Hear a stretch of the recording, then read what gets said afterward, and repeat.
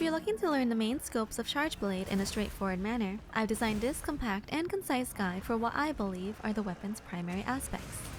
To preface, I will be addressing inputs using 8-bit DOE controls.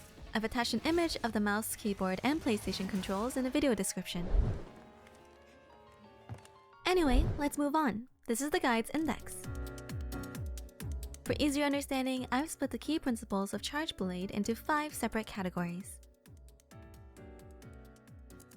To first understand the Charge Blade, let's quickly review its most fundamental concept.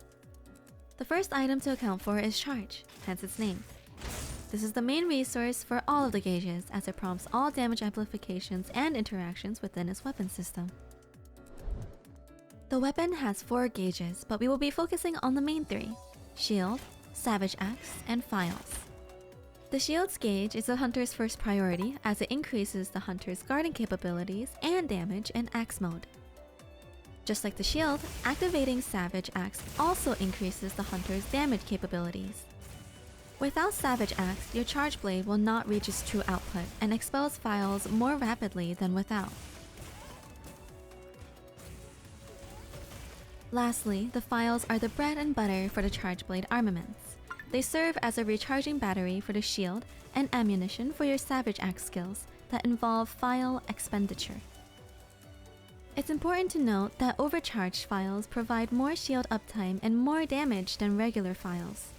For quick reference, one normal File recharges 24 seconds into the shield, whereas one overcharged File recharges 40 seconds. 5 overcharged Files roughly give the player almost 3.5 minutes of shield charge. The Magazine Jewel applies the Load Shells skill into the build, which provides 5 overcharged Files with just 1 rotation from our File regeneration combo. The incorporation of Load Shells is significant for all Charge Blade playstyles. The combo is simple. It involves the usage of 2 skills and only 3 actions. Hold down B for Charge Double Slash and Animation Cancel into Y plus B simultaneously for Shield Thrust. And finally, repeat the Charge Double Slash. You repeat this regeneration combo twice, once for the shield and one more for your axe ammunition. Charge Blade possesses different blocks: Guard and Perfect Guard, and Guard Point. One of the key differences among these blocks is that Perfect Guard only creates the opportunity for Savage Axe Slash.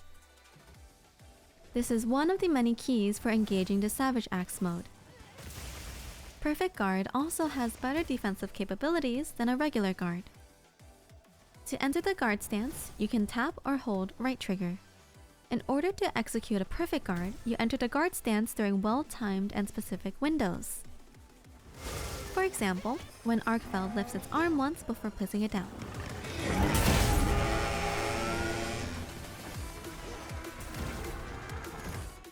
These are the guard point abilities: charging the shield, morphing into axe form, and morphing into sword form. Although guard points are a display of weapon mastery, it is not necessary to include in one's playstyle, as Perfect Guard provides more alternatives and opportunities for the hunter to execute. Guard points provide a decent alternative if you're unable to execute a Perfect Guard. Otherwise, its other use is meant for aura farming and just simply negating damage.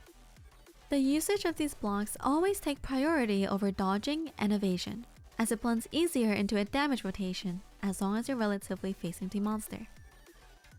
To engage Savage Axe mode, there are a few methods: simply Perfect Guarding, a Power Clash, a Roar, completing a mounted finisher, and the easiest method, which is guarding an anticipated attack. Lastly, the Charge Blade is actually pretty deft in movement. When we think of Charge Blade movement, we especially account for these certain abilities. Focus Slash is the quickest ability Charge Blade users can use for repositioning. In most cases, 2 to 3 strides with Focus Slash often closes the distance. It also serves to engage Savage Axe when there is an available wound. It's also a key principle to hold down B during an attack animation, as this allows you to create more hits. Rushing Elemental Discharge is essentially Elemental Discharge, just with the ability of repositioning. This attack can chain into the main combo. Axe-Slam is similar, although it can operate in all 4 directions. All of these skills work in tandem with Maximum Might, and often serve as a better gap closer, as rolling consumes stamina.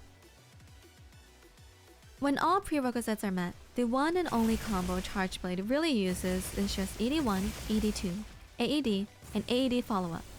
Or in other words, it's the B button held down 4 consecutive times. It's important to note that AED and AED follow-up are involved in file expenditure for more damage, though it's more committal, which is why some people cancel into Rising Slash after AD2. For equipment, I mostly switch between 3 of these builds, with Rapid Morph being my most used. The Paralysis ailment really excels at creating damage windows, and it's still useful when you need to commit to other actions like healing or sharpening. An account for these things, I think, is the most easily assessed ailment among the rest. The Rapid Morph skill allows us to alternate forms 30% quicker, which provides the opportunity of creating a perfect guard or guard point. And it even increases our morph attack damage by 20%. With how often we switch weapons, I think it is an overall damage increase. The inclusion of the 1 burst jewel effectively provides a stat boost that is fairly easy to maintain, given how many ticks of damage occur in the Savage Axe. This other build is mostly quality of life and plays to the health recovery of the Arkfeld's armor passive while still giving 15% attack during a successful guard. Taking Handicraft is usually a popular option, as you would have to sharpen only once or twice during a proper fight. But if you find yourself entering guard stance a lot, I also recommend taking Guardian. Otherwise, I just stick to Rapid Morph for a nice in-between.